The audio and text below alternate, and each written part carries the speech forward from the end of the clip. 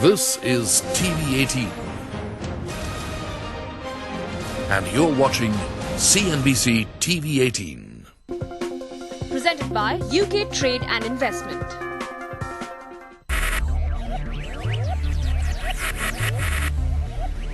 Focus, ideate, innovate, enable.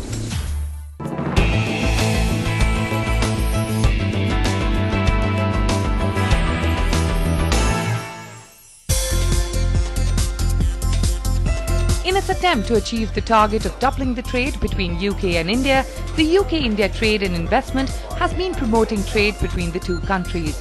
And in its latest step towards this goal, the UK-India Business Council has launched their first Indian Centre for Bilateral Business. To understand the role of this centre and the opportunities that lay ahead for the business fraternities of these two countries was a discussion titled UK-India Natural Fit for Business.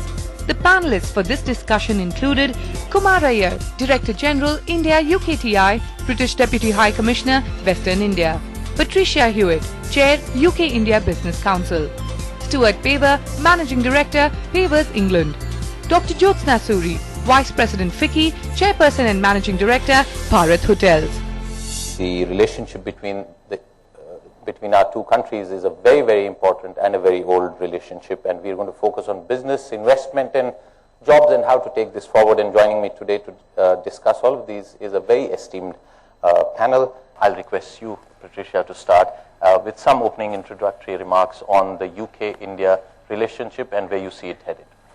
Thank you very much indeed for that. I have been a very long-standing believer in India and the extraordinary opportunities here. When I was in the UK government, I believed India was set to become really one of the most exciting knowledge-driven economies in the world. But I also believe that our country, Britain, the United Kingdom, is a wonderfully creative, knowledge-driven economy itself. And despite the fact that, you know, in both countries, for reasons we all understand, there are economic challenges, actually the fit between Britain and India is so close. And I'm not really talking about the historic ties, although some of those ties of family as well as business are hugely important. I'm talking about the 21st century fit in modern sectors like the creative industries, leisure industries, much else. We'll come back to that. Where British businesses are partnering with India, India is partnering with Britain. There's just so much more to do, and that's why we are here to help. All right, thank you very much for those introductory remarks. Let me now go across to Dr. Jyotsna Suri for her quick introductory remarks. To add on to what you were saying, I think that the two countries really go back many, many years together. And one of the common factors that we share is the English language. Most Indians speak English, and I think that is one of the binding factors that we have. As for myself, had a close tie with the UK, particularly London. My husband was very, very keen to open a hotel there, and finally we are doing that. So it's like homecoming as far as I'm concerned. Let me now go across to Stuart and ask him for his opening remarks. And clearly you have intentions on India. Well, having worked in India for about 10 years, we saw the massive growth of the middle class and the opportunity that that was going to bring. It's still early days now, but we missed out on the opportunity in China and how that developed, and there was no way in because of how big the local groups had grown to, so we decided that we weren't going to miss out on India. So we've invested heavily. We were the first company in retail company to get 100% FDI agreed. So we're really pushing India strongly. Good luck to you. Kumar? Well, I've been in this job now for just about a month, and I must say I think we start from a really lucky position. India, the trade and investment relationship between the two countries is in a really, really strong place. I was going through the numbers the other day and discovered that India invests more in the UK than it invests in the whole of the rest of the European Union combined.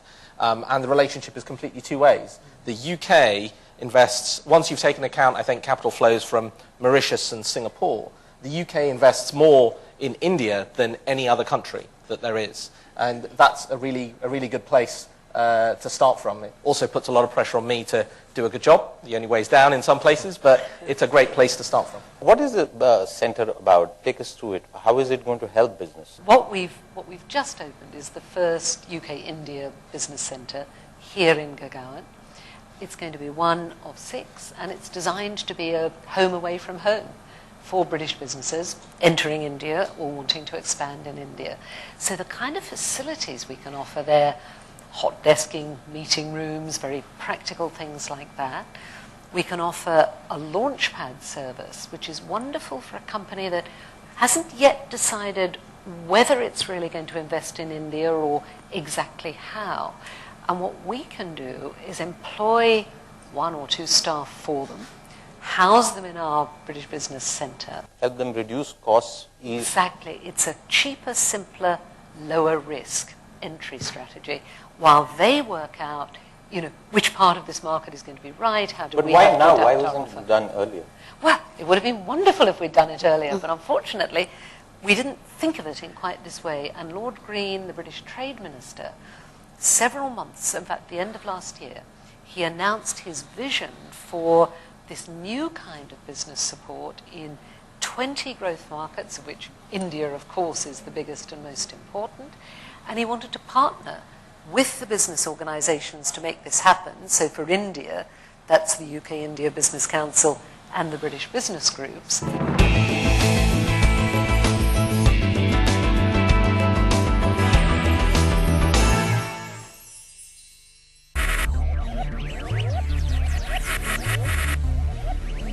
Focus. Ideate. Innovate. Enable.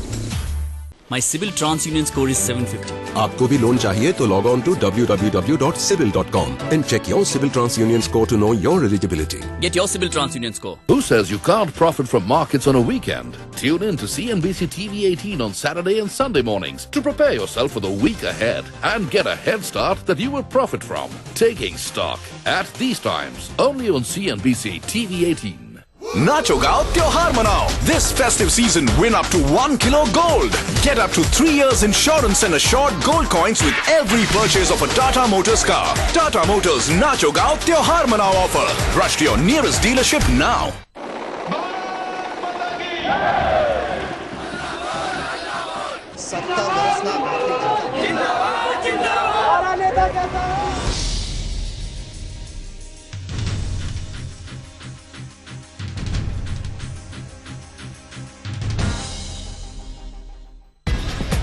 From new launches to hot deals, national price checks and trends, we bring you all the news in realty with the biggest voices in the business. On CNBC TV 18's brand new show, Prime Property, your real estate ready reckoner at these times on CNBC TV 18. Prime Property, presented by Brigade Group. For a better quality of life, upgrade to Brigade. Powered by BOP.in, world's trusted realty experts. I love cars and I test them to the very limit and sometimes beyond. I have your weekly dose of news, analysis and exclusive happenings in the automotive sector. I've tested every motorcycle launched in India for the past 13 years. I help you make the right buying decision. I am Overdrive. I am Overdrive. I am Overdrive. Servo presents Overdrive at these times. Brought to you by Binani Cement.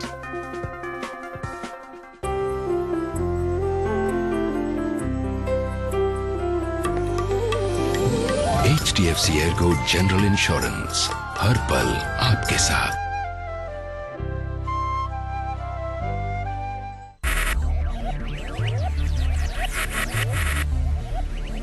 Focus. Ideate. Innovate. Enable.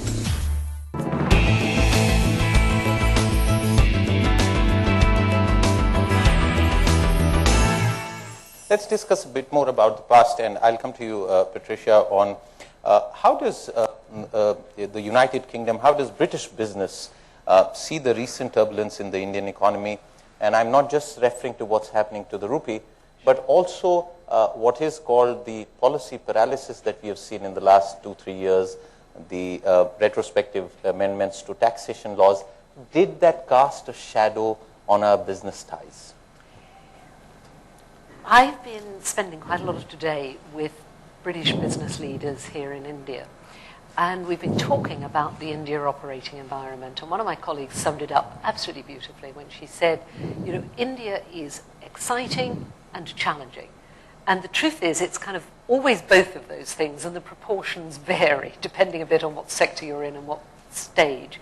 But I also think, you know, you have to distinguish between the reality and, if I may say so, some of the media rhetoric. Okay. Because both the Indian and all too often the British press talk India down and highlight the negatives. Now, of course there are challenges, but if you look at what's happened on FDI, we've been helping to make that argument that actually opening up to foreign investment in retail and other sectors would be hugely beneficial for India.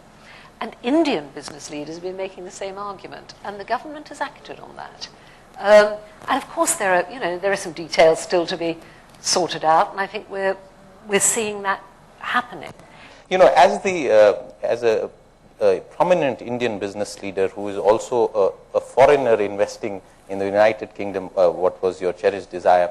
One of the issues really is to do with the response that we have heard from the United Kingdom and elsewhere in the world, but we'll confine ourselves to the UK, in terms of the sort of stiff upper lip, the chilly response after what happened to Vodafone, although it's been noted by the British press itself that Vodafone has had similar issues with Her Majesty's tax department and not just with the Indian tax department. Have you anywhere sort of been at the receiving end of the stiff upper lip?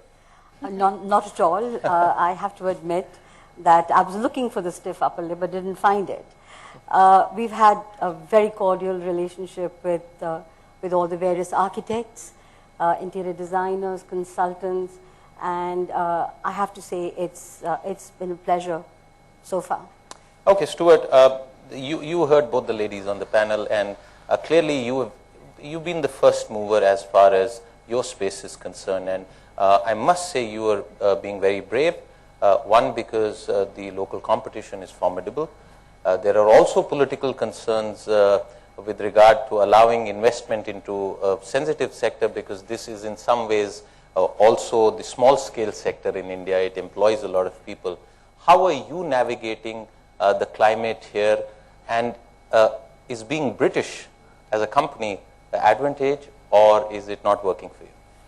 I certainly think being British is an advantage. In all markets, aspiring middle class start to look to brands, and foreign brands especially, once they've got disposable income. More and more Indians now have the disposable income to look for something that's above the domestic market at the moment. And whether they go out to London and go to Gucci and spend, that's the very, very top end. What we're looking at is really the aspiring middle classes and not the luxury market. So the market for us is enormous. And the turbulence isn't really an issue for us because it's a long-term game. And the fact is, when you get turbulence and you get problems, it allows the good, well-run companies, well-financed companies to come to the top of the pile, and all the other shaky companies disappear. So we believe that we can be in the top 5 Indian footwear brands in the next 5 years. That's a massive target, really. All the best for that. Kumar, you know, this brings me to the next question, really. Do you have any numbers or statistics of the entire sort of last 36 months affecting investment inflows either ways? Did it have a material impact on business and investment, or was it just the rhetoric? I think trade flows have still been quite strong. I think some of the most recent quarters have shown positive growth, in fact, on the recent sets of data. I think, as Stuart was saying, most firms, when they look to invest and trade in India, they think about the long term.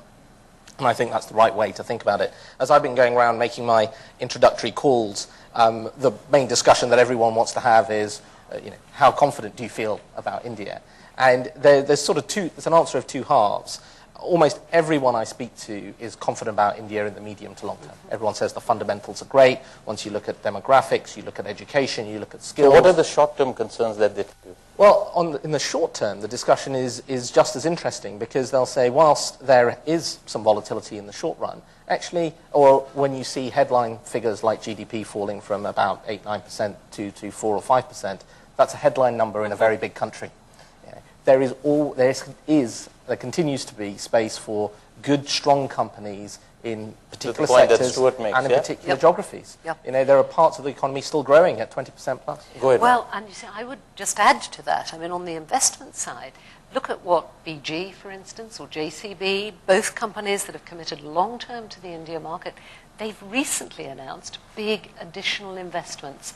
So I think that's critical. And the other point, really, coming back to what Kumar was saying, is you can't just look at India as one place. You do absolutely have to look at the different states.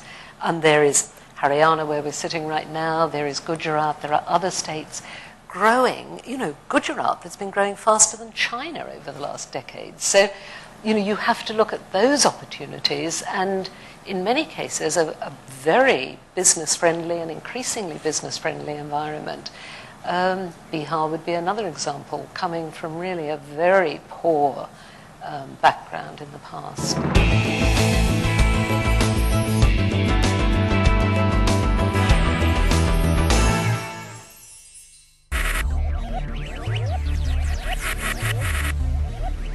Focus, ideate, innovate, enable.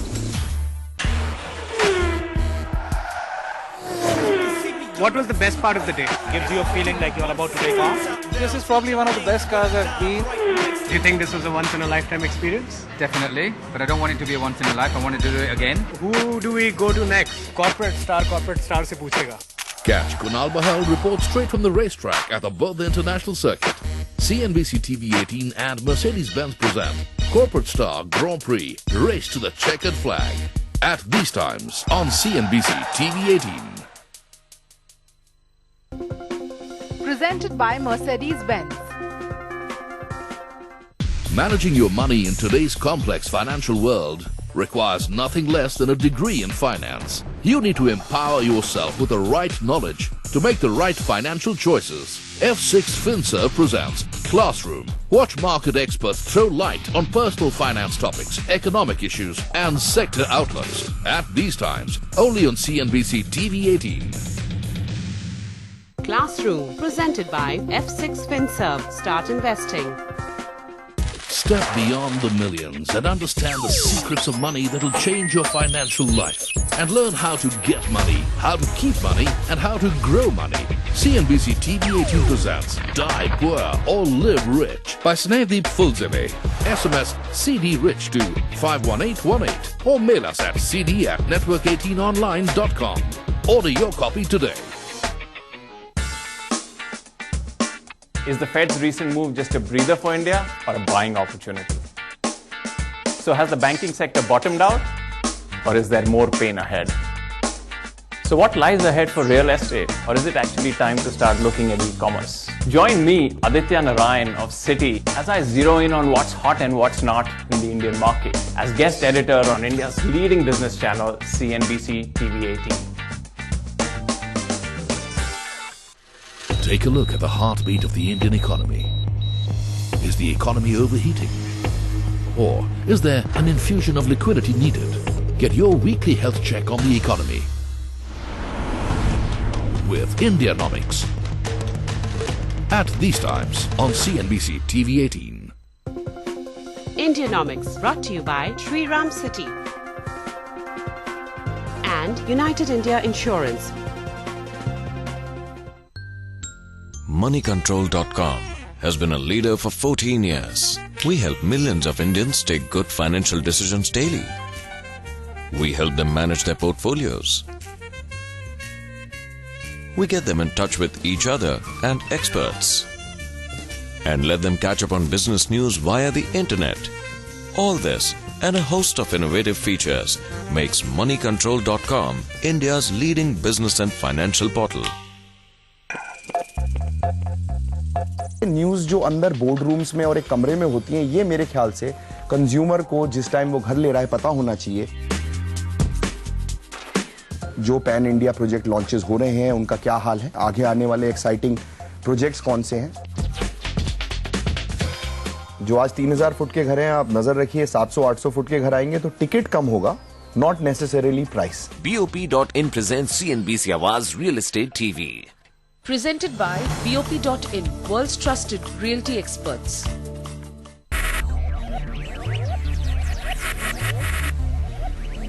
Focus. Ideate. Innovate.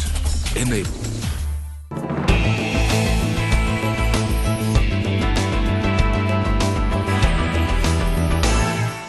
If I can see some questions, we can come to you. What role do you think the British Indian community, as individuals and as a community, could and should be playing in this natural fit?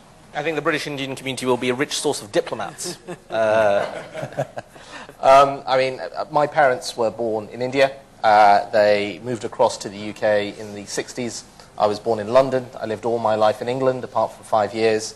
And I have a very strong affinity and understanding still of India. And I know that of a number of my friends and of Indian origin across the UK all still have a strong affinity and feeling towards India.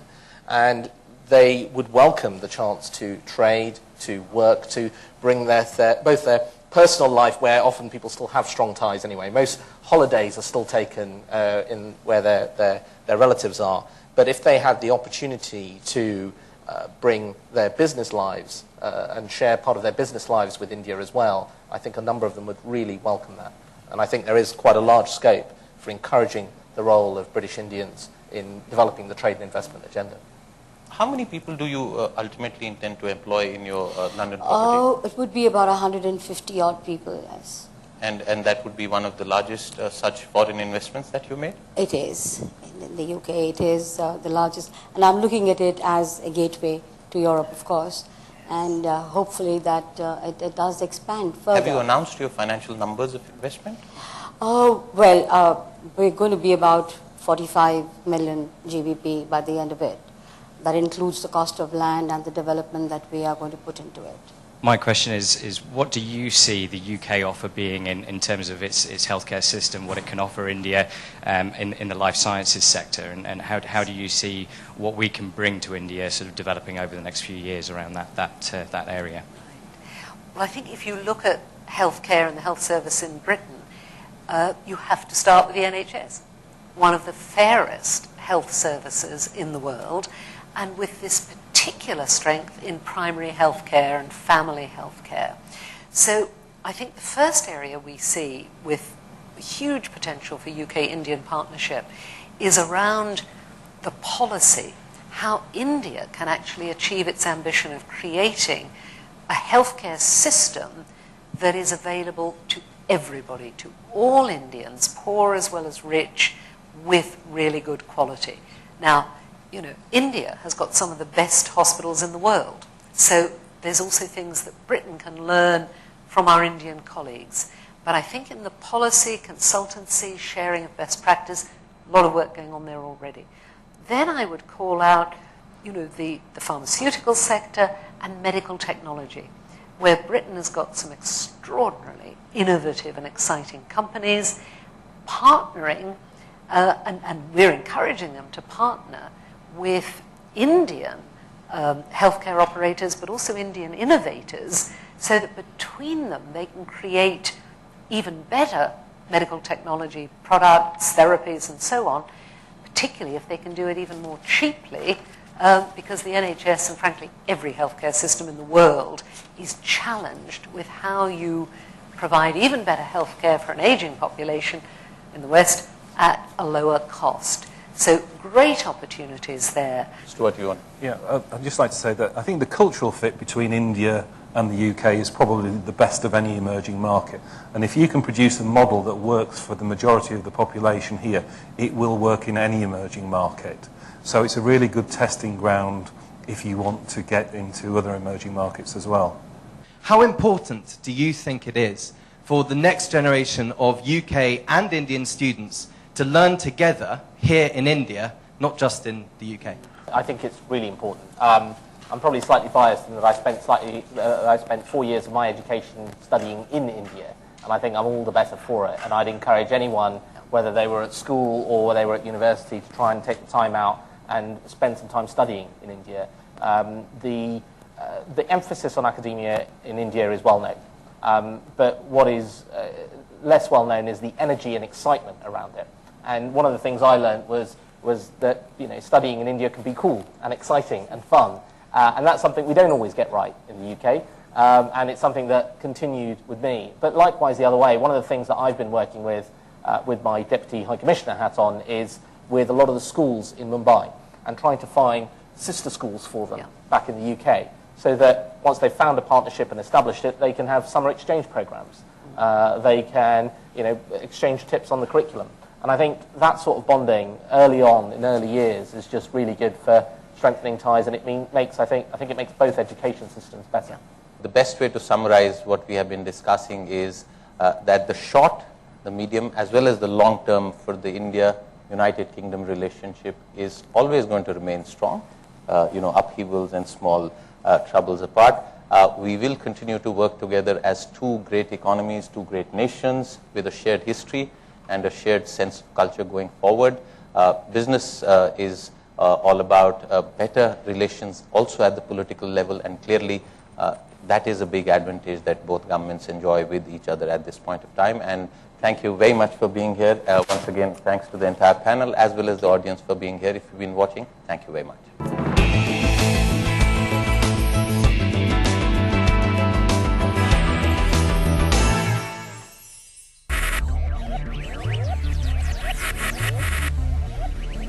Focus, ideate, innovate, enable. Presented by UK Trade and Investment.